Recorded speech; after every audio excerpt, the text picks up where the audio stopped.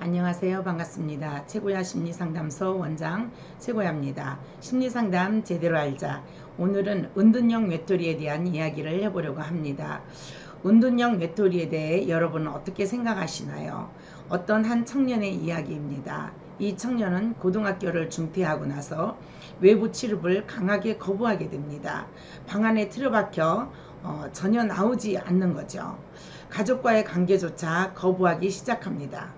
청년은 무엇 때문에 이렇게 됐을까요? 청년은 위에 3살 더 먹은 형이 있었습니다. 형은 동생이 말만 하면 짜증을 내고 소리를 지르고 동생의 표현을 받아들이지 않았습니다. 형에게 자유를 속박당했죠. 소리에 민감했던 형은 동생이 조금만 말만 해도 목소리가 듣기 싫다며 화를 내고 소리 지르며 동생을 억압했습니다. 청년은 꿈이 탤런트였고 자신의 꿈을 이루고 싶은 욕망이 있었습니다. 표현을 좋아했던 청년은 형에게 억눌려 자유를 구속당하면서 자기가 하고 싶은 노래도 마음대로 하기 어려웠고 목소리를 내거나 말만 하면 형이 목소리가 듣기 싫다며 화를 내거나 때리곤 했습니다. 부모님은 맞벌이로 이 아이들이 집에서 두 아이가 어떻게 지내는지 잘 몰랐어요. 청년이 형에 대한 이야기를 하기도 했죠. 그러나 부모님은 단순히 두 아이가 형제간의 가벼운 다툼 정도로 생각했습니다. 시간이 흐르면서 청년은 형에게 혼나지 않으려고 목소리를 내기 두려워했고 어느 날부터인가 말만 하면 자기의 목소리가 이상하게 나오는 것 같다고 느껴졌습니다. 형은 늘 화를 냈고 조금 잘못하면 동생을 때리고 이런 시간이 초등학교 때부터 중고등학교 때까지 이어졌습니다. 그때부터 청년은 말하는 것이 힘들어지면서 학교에서도 말을 잘 못하고 이상한 목소리가 나온다고 스스로 인지해 가면서 자신의 목소리에 대한 컴플렉스가 생기기 시작했습니다. 그러다 보니 소극적인 아이로 친구들에게 다가가지 못해 왕따를 경험합니다. 학교에서 아이들이 놀리고 때려도 전혀 목소리를 낼 수가 없었죠. 이상한 자신의 목소리로 아이들이 들을까봐 그냥 당한 것만 있는 학생이 될 수밖에 없었어요. 부모님은 아이가 힘든 것을 호소하였으나 별것 아니라고 여겼죠. 부모님에게 자신의 이야기를 해도 관심 있게 들어주지 않았죠. 청년은 학교에서 친구들에게 자주 놀림감이 되었고 집에 오면 형의 눈치 때문에 숨죽이고 있는 상태가 지속됩니다. 중3 때부터 아이들이 자신을 놓고 놀리고 뒷담하는 것을 신경쓰고 긴장하며 지내는 시간이 길어지면서 어느 순간 모든 것을 포기하기 시작합니다. 더 이상 밖에 나가는 것이 무섭고 불편해지면서 청년은 죽을 힘을 다해 고등학교를 입학했으나 학교 생활이 너무 어려워집니다. 아이들이 모두 자신을 이상한 눈으로 쳐다본다고 생각하기 시작합니다.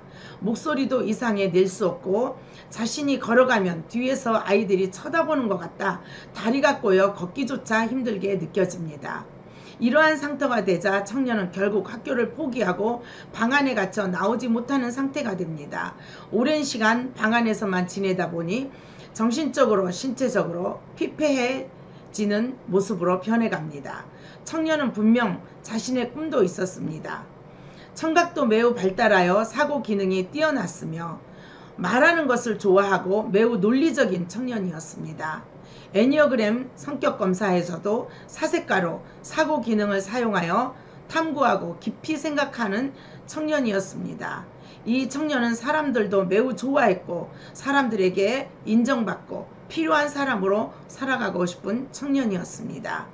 그러한 청년의 인생이 부모의 무관심과 형의 잘못된 행동과 학교의 친구들의 따돌림, 왕따, 이 모든 것들이 이 청년의 삶을 포기하고 은둔형으로 남게 되는 상태를 만들었습니다. 청년은 정말 목소리가 이상했을까요? 청년과 상담을 통해 가까워지면서 청년은 목소리가 터졌고 놀랍도록 청년의 목소리는 좋았습니다. 자신이 길에 다니면 다리가 꼬이고 몸이 이상하다고 느꼈으나 자세 역시 너무도 좋았습니다. 이런 청년이 자신의 목소리와 자세에 대한 잘못된 인식을 올바로 받아들이기까지 많은 치료의 시간이 흘렀습니다. 청년은 망상증도 함께 있었어요. 과거에 자신을 놀리고 괴롭히던 아이들이 자신이 어디를 가든 따라다니고 보이고 길에서 만나고 비웃고 지나간다고 생각합니다.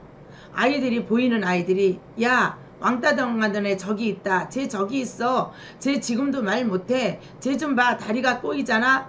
쟤야 쟤. 쟤가 바로 왕따 당한 애야. 라고 하는 소리를 듣기도 합니다. 이처럼 청년은 외부 출입을 하면 이와 같은 증상과 현상이 나타나 거의 나가지 못하고 방 안에 갇혀 사는 그런 상태가 돼버렸습니다. 이처럼 우리가 조그마한 상대에 대한 부정적인 어떤 평가 또는 학교에서 우리는 즐겁고 재미있어서 친구들을 놀리지만 그것으로 인해서 아이들은 평생 동안 자기의 삶이 고통 속에 살아가는 그런 학창 시절을 보내고 난 후 그런 생활을 하는 아이들이 너무나도 상담소에는 많습니다. 학교에서 친구들에게 왕따의 경험으로 일생을 온전히 살지 못하는 그런 아이들도 정말 부지기수입니다.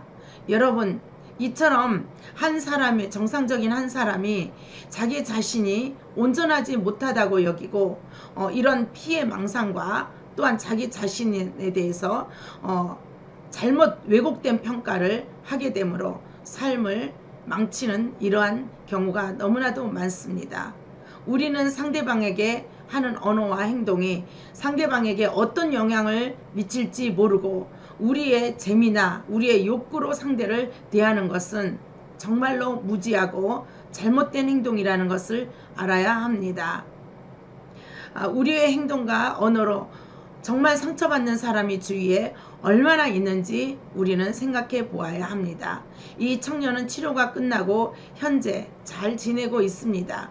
오랜 시간 은둔에서 벗어나기 위한 치료를 했습니다.